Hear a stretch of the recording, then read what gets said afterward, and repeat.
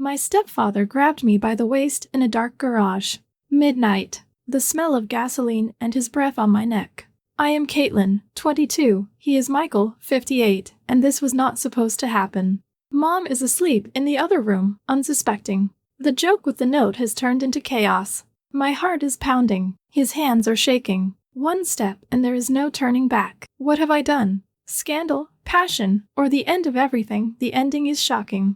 My name is Kaitlyn, I'm 22, and I live in suburban Philadelphia with my mom, Linda, and my stepdad, Michael. My mom married Michael when I was 16, and we've all lived in the same 3-bedroom house ever since. Michael is 58, a manager at a car dealership, tall, with graying dark hair and a habit of wearing old-fashioned shirts with the sleeves rolled up, making him look like something out of an old movie. My mom is a 40-year-old nurse who often works overnight at the hospital, leaving Michael and me alone at home for long hours.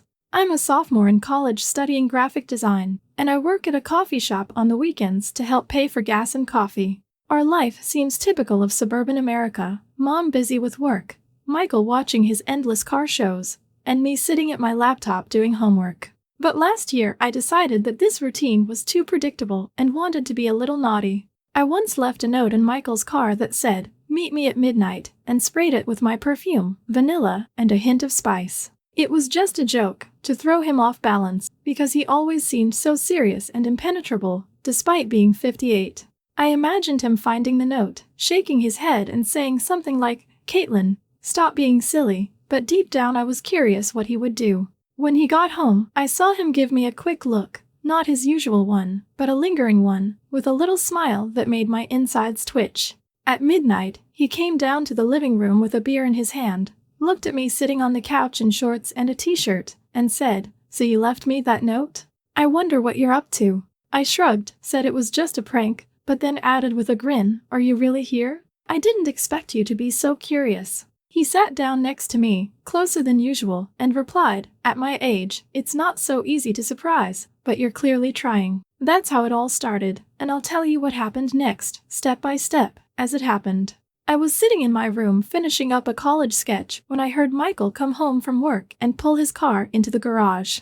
It was around 7 p.m. Mom had already left for the night shift, and the house was silent except for the sound of the TV, which he usually turned on to watch the news. I decided it would be the perfect moment for my prank, so I went downstairs with a note in my pocket. It was simple, a piece of paper on which I had written "Meet me at midnight" in black marker, and I had sprayed it with a little of my perfume to add intrigue. I went out the side door, into the garage while Michael was fiddling with his bag in the living room, and tucked the note under the windshield wiper of his old truck. Then I went back to my room, closed the door, and waited to see what would happen next, imagining his reaction. The next morning he left for work at 7:30 as usual, and I watched through the window as he walked up to his car, noticed the note, and picked it up. He stood there for about 10 seconds, looking at it, then shoved it into his jeans pocket and got behind the wheel.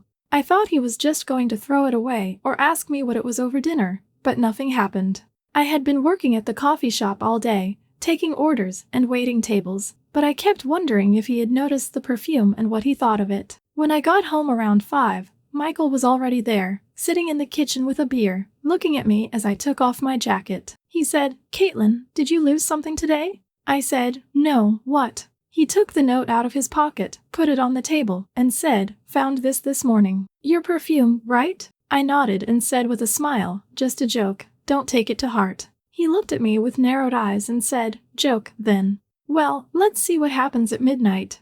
I laughed and said, "Really? Are you really going to come?" Michael shrugged and said, "Why not? I'm 58, but I'm not too old to ignore an invitation like that." His voice was calm, but there was a spark in it that made me wonder if he was joking or not. I went up to my room, did my homework, and went to bed, but set my alarm for 11:50 so I could go down to the living room and see if he was coming. At midnight, I was sitting on the couch in shorts and a t-shirt, with the light on, waiting. A few minutes later, I heard footsteps on the stairs, and Michael appeared in the doorway with a bottle of beer in his hand. He was wearing an old t-shirt and jeans, his hair was slightly disheveled, and he looked like he had just gotten out of bed. He sat down in the chair across from me, took a sip of his beer, and said, "So, Kaitlyn, here I am. Is this all part of your joke?" I leaned forward, put my elbows on my knees, and said, "Maybe." "What did you think when you found the note?" He smiled, a little wider than usual, and said, "I thought a girl like you could come up with something more interesting than just a piece of paper." I raised an eyebrow and said, "Oh, so you want more drama? I'll keep that in mind for the future." He nodded and said, "We'll see what else you come up with. You obviously like to keep me on my toes." We talked for about 20 minutes more, about his job, about my school, about other things, and I noticed that he looked at me a couple of times longer than he should have. After he went to bed, I sat there thinking that this wasn't exactly like a normal conversation with a stepfather. In the week after that night with the note, I noticed that things were different at home, even though nothing much was happening. My mother was still working night shifts, leaving for the hospital at 6 in the evening and not returning until the morning. So Michael and I were alone almost every day. He was acting like he always did. He'd come home from work, turn on the TV in the living room, watch his car shows, and occasionally ask how college was going. But now I found myself going downstairs more often than in my room, and he seemed to be in no hurry to go to bed either. One Wednesday night, I decided to see what would happen if I started talking to him a little more, and I went down to the kitchen, where he was standing by the refrigerator, a can of soda in his hand. I opened the cabinet to get a glass and said, "Michael, do you always drink this before bed? Aren't you afraid that at 58, the sugar will kill you?" He turned to me, took a sip, and said, "Kaitlyn, at my age, it's not the sugar that scares you anymore, it's the boredom. Tell me, why are you wearing those shorts again?" I looked at the short denim shorts I wore around the house and said with a smile, "What, you don't like it? I can wear something more modest if it distracts you." He shook his head and said, "It doesn't distract you. I just noticed that you like to stand out." I poured myself a water, leaned against the counter, and said, "Maybe I'm just checking to see if you'll notice." He looked at me with narrowed eyes and said, "I noticed. You're clearly not the type to hide." We stood like that for a couple of minutes, exchanging phrases about the weather and my work at the coffee shop, but I felt that he was looking at me a little longer than before. A couple of days later my laptop started acting up and I decided to ask Michael to take a look because he was more tech-savvy than I thought he was for a 58-year-old. I knocked on his office door on a Friday night and he was sitting at his desk with some papers and his glasses on. I said, "Michael, my laptop is acting up again. Can you take a look? I don't want to embarrass myself at the presentation tomorrow." He put the papers down, took off his glasses and said, "Come here, let's see what you broke." I brought the laptop over, set it on the desk, and sat next to him while he opened the lid and started checking the settings. Our elbows accidentally touched when I leaned in to show him where the problem was and I said, "Careful, don't get used to sitting so close or you'll think I'm doing it on purpose." He chuckled and said, "Kaitlyn, I've learned that you never do anything by accident." But I'm not complaining. I moved back a little and said, "Well, if you like, I can break equipment more often." He fiddled with the laptop for about 20 minutes, found some glitch in the updates and fixed it, and I sat next to him and watched him work. When he was done, I picked up the laptop and said, "Thanks, you're a lifesaver." "Maybe I should thank you somehow?" Michael leaned back in his chair, looked at me with his half-smile, and said, "I haven't thought of anything yet, but if I do, I'll let you know." "You like surprises, right?" I stood up, winked at him, and said, "Only if they're from you." He didn't say anything, but I noticed him watching me as I left the room. Afterward, I sat in my room and thought that this wasn't just a chance meeting, but something I'd started to stir up. On Saturday morning I went downstairs for coffee and Michael was already in the kitchen, frying eggs in his old t-shirt. I said, "Seriously, Michael, are you always this early? Or are you just trying for me?" He turned and handed me a plate with an extra helping and said, "Maybe for you too. You're hanging around here a lot now. I need to feed you." I took the plate and said, "Oh, so you've noticed that I don't miss your cooking? Be careful, I'll get used to it." He nodded and said, "Get used to it, I don't mind." We ate in silence, but I saw him glance at me over the top of my coffee a couple of times, and it didn't seem like an accident anymore. I noticed that we were running into each other at home more often, and it didn't seem like an accident anymore. Mom still went out on night shifts, leaving us alone, and I started making excuses to go downstairs when he was in the living room. The following Friday, my TV in my living room lost signal, so I decided to watch a movie on the big screen downstairs where Michael usually sat. I got down to the living room around 8 p.m. and he was already there, watching some old racing show, holding a beer. I plopped down on the couch next to him and said, "Michael, my TV is dead, can I sit here? Or are you too busy with your cars?" He turned to me, took a sip of his drink, and said, "Sit here, Kaitlyn, I don't mind. Just don't complain if I choose something boring." I smiled and said, "Oh, I thought you'd offer me something more interesting, since you're so experienced at 58. He took out the remote, flipped through the channels and stopped on some action movie with cars and explosions. I said, "Really? Is this your plan to impress me?" Michael looked at me, squinting slightly, and said, "What did you want, romance? I can find some if you ask." I leaned a little closer to him and said, "Go ahead, surprise me. Let's see how good you are at choosing." He dug through the menu, found some old spy movie with lots of gunplay and said, "Here you go. It's action and a little suspense, just right for you." I nodded and said, "Not bad, Michael, maybe you're not as predictable as I thought." He chuckled and said, "Trying to keep you on your toes, Kaitlyn." Half an hour into the movie, he got up, went into the kitchen, and came back with a bottle of wine and 2 glasses. I raised an eyebrow and said, "Wow, is this officially an evening together? You're spoiling me." He poured the wine, handed me the glass, and said, "I just thought beer wasn't really your style. Or would you like some?" I took the glass, took a sip, and said, "I'm not saying no to that. You clearly know how to make an evening interesting." We sat and watched the movie, occasionally exchanging comments about dumb parts of the plot, and I noticed that he was looking at me more often, especially when I laughed or reached for a glass. At one point, I said, "Michael, are you looking at me more than the screen? Am I more interesting than the explosions?" He nodded and said, "You obviously explode louder when you're laughing at this nonsense." I nudged him and said, "Well, stay close then, or you'll miss the show." By the middle of the movie, I was halfway through the glass and feeling hot, so I took off my sweatshirt, leaving me in a tank top and shorts. Michael noticed, looked at me, and said, "Getting comfortable, huh? Aren't you worried I'll get used to this look?" I shrugged and said, "Don't get used to it too quickly, or you'll think I'm doing this just for you." He took a sip of wine and said, "Maybe you are. I'm not blind." I turned to him, put my feet up on the couch, and said, "Oh, so you noticed? I thought you only had cars in your head." He put his glass down, looked at me longer than usual, and said, "Cars are a job, and you're here every day. It's hard not to notice." His voice was calm, but I sensed he wasn't just joking. We watched the rest of the movie, and by midnight I was a little tired but didn't want to leave. Michael turned off the TV and turned to me and said, "So, Kaitlyn, was this a good night? Or should I try harder?" I stretched, purposely stretching my arms so that my shirt was riding up a little, and said, "So far so good, but I want more from you. You're not going to give up that easily, are you?" He nodded and said, "I'm not. You started this game, so get ready." I stood up, said goodnight, and started to go to my room, but turned around at the door and said, "Good night, Michael. Don't miss me." He raised his glass in salute and said, "I'll try harder." I went to bed thinking that this evening had been more than just a movie, but something I had pushed forward. After that night with the movie, I started to find that I enjoyed spending time with Michael, and he seemed to like it too. My mom was still working nights, so I saw him more than I did her, and I started looking for ways to be around him longer. The next week, I had a deadline for a college project, a presentation with a lot of graphs, and I was stuck on the layout. On Wednesday night, I walked down to the living room where Michael was sitting with the newspaper and said, "Michael, I'm having a problem with my project. Can you help me? At 58, you probably know how to lay things out nicely." He put the newspaper down, looked at me, and said, "Kaitlyn, I'm in sales, not design, but let's see what you've got going on." I smiled and said, "Oh, so you're willing to take a risk for me? That's interesting."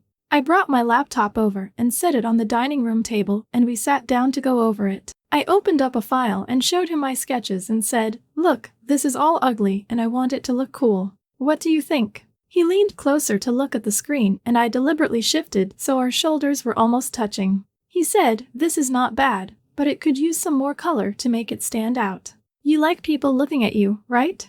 I turned to him, tilted my head slightly, and said, "Only if you're the one looking. The others aren't that interesting to me." He nodded as if he'd taken note and said, "Then let's make it so I can't look away." I laughed and said, "Keep trying, Michael, I expect a masterpiece." We sat at the table for about 2 hours, him telling me where to add color and where to take things out, and I noticed that he knew more than I expected from a guy who sells cars all day. At one point, he took the mouse out of my hand to show me how to straighten a graph, and his fingers brushed mine. I said, "Careful, Michael, you're distracting me completely at this rate." He looked at me without removing his hand and said, "You're already distracting me, so we're even." I leaned in a little closer and said, then how about we ditch this project and move on to something more interesting? He shook his head and said, let's finish it first, and then we'll see what else you come up with. I nodded and said, we agreed, but you asked for it. When we were done, the presentation looked better than I could have done on my own, and I said, Michael, you're a genius. If it weren't for you, I would have failed. He leaned back in his chair, took a sip of water, and said, I'm glad I helped.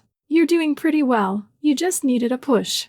I stood up, stretched so he could see my shirt rise, and said, a push from you always feels good. Maybe I should come to you more often? He looked at me, held my gaze for a few seconds, and said, go ahead, Kaitlyn.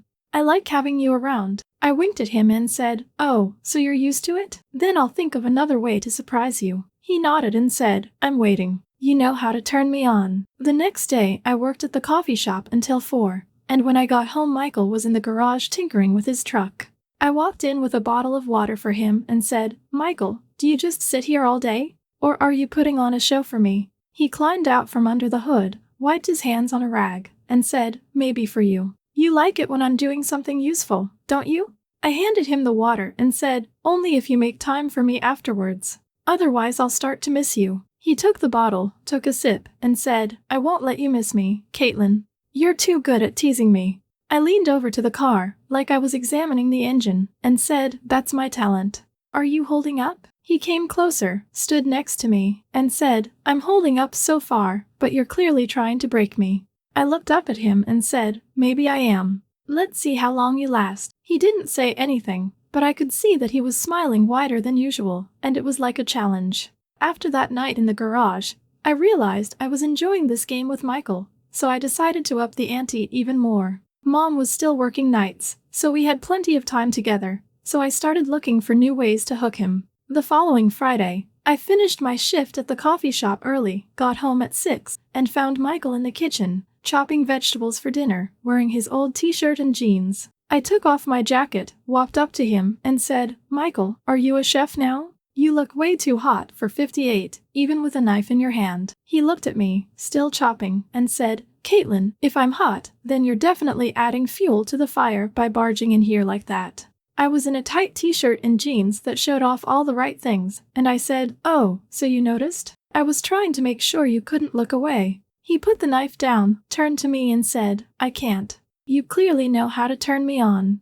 I picked up a carrot from the table, took a bite, and said, then maybe I should come by here more often while you're cooking? So you can get used to my presence. He stepped closer, wiped his hands on a towel, and said, I never get used to you, Kaitlyn. You always come up with something new. I leaned toward him, almost touching his shoulder, and said, are you complaining? Or do you like the fact that I keep you on the hook? He looked me straight in the eyes and said, I do. But I can play, too, so don't get too comfortable. I laughed, tossed my hair back, and said, oh, Michael, I'm not going to. Let's see who gives in first. He nodded and said, prove that you can outplay me. Later that evening, I suggested a game of cards to see how far he would go. We sat at the dining room table and I pulled a deck out of the drawer and said, Michael, let's make a wish. If I win, you do something for me, and if you win, you have me. He shuffled the cards, dealt them out, and said, I wonder, Kaitlyn, are you sure you're ready to lose to me at 58? I moved closer, put my elbows on the table, and said, I'm sure you'll want to lose when you see what I have in store for you. He laid out the first card and said, then go ahead, beautiful.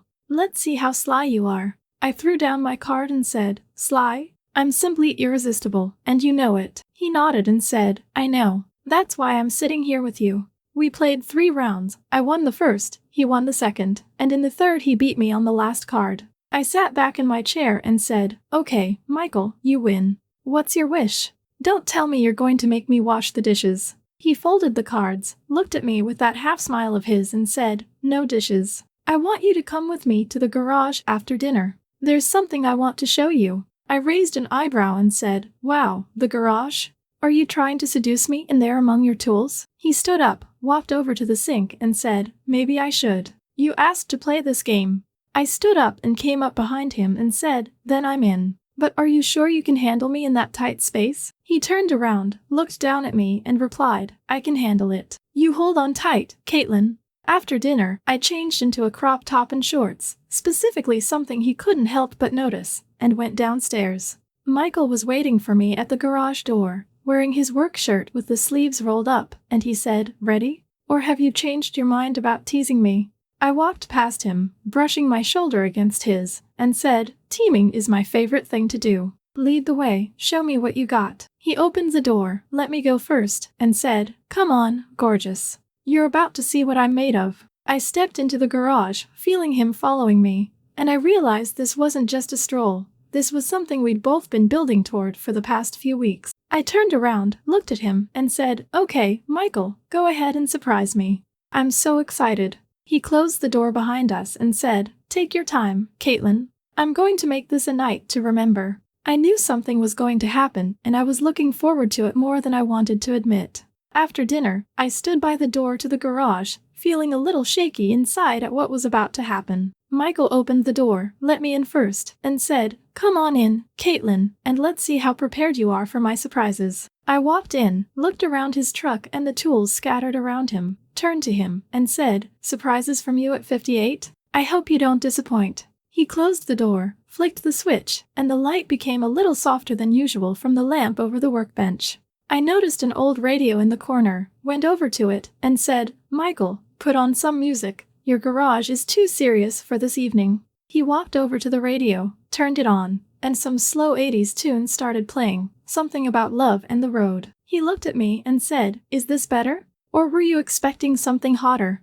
I smiled and replied, "It'll do for now, but you can make it hotter if you try." I leaned against the side of the truck, crossed my arms, and said, "So, Michael, show me why you dragged me out here, or is this just an excuse to be alone with me?" He took a step closer, stopped about 3 feet away, and said, "Maybe I did. You asked for it when you lost at cards." I tilted my head, looked up at him, and said, "Oh, so you're in charge now? I thought you just wanted me to tease you some more." He took another step closer, closing the distance, and said, "Tease me all you want, Kaitlyn. I'll see how long you can last." I straightened up, took a step toward him, and said, "I'll see how long you can last when I get serious." He nodded and said, "Go ahead, beautiful. I'm ready." We were standing close together, about a foot apart, and I could feel the heat from his shirt as the music hummed softly in the background. I raised my hand and ran my fingers along the edge of his sleeve and said, "You know, Michael, those rolled-up sleeves of yours are your secret weapon. They work way too much for you." He looked at my hand, then at me and said, "And your top, Kaitlyn, clearly works for you. You know exactly what you're doing." I stepped even closer, less than a hand's width between us now, and said, "I always know what I'm doing. How about you? Aren't you afraid I'll get too close to you?" He placed his hand on the hood of the truck next to me, almost brushing my thigh, and said, "Grab me if you can. I'm not one to give up easily." I leaned forward a little, feeling his breath getting closer, and said, "Then hold on, Michael, 'cause I'm just getting started." He slowly raised his other hand and ran it along my shoulder, not touching my skin but enough so that I could feel the warmth, and said, "You're playing with fire, Kaitlyn. Are you sure you want to keep going?" I looked him in the eye, held his gaze, and said, "Like you?" "Yes, I do." "You're not going to back down, are you?" He leaned a little closer, his hand sliding off the hood and resting on my waist, just above my shorts, and I felt his fingers squeeze slightly. I said, "Wow, Michael, you're not kidding. Do you like holding me like this?" He nodded and said, "I do. Do you like it when I hold you?" I put my hand on his chest, felt his heartbeat faster, and said, "So far so good. But you can make it more interesting." He leaned down so his face was inches from mine, and I could feel his breath on my neck as he said, "I can. Just tell me what you're waiting for." I moved my hand higher, ran my fingers down his neck, lingered at his collar, and said, "I'm waiting for you to show me what you've got, Michael. Don't disappoint me." His hand on my waist tightened a little as he leaned in even closer, and I closed my eyes, waiting for something to happen. The music got louder, or so it seemed, and I felt his other hand on my back, pulling me toward him. But then there was a sharp ringing sound, his phone vibrated on the workbench, and I saw the name Linda on the screen. Michael froze, let go of me, stepped back, and said, "Shit, it's your mother." I opened my eyes, backed toward the truck, and said, "I guess this evening is over." He picked up the phone, turned it off, and said, "For now, yeah. But we're not done yet." I nodded and went into the house, leaving him in the garage. After that night in the garage, I sat in my room and thought about what almost happened to Michael. He never brought it up, and I didn't know if I wanted to continue or forget. My mom didn't notice, and life moved on, but I can still feel his hand on my waist when I close my eyes.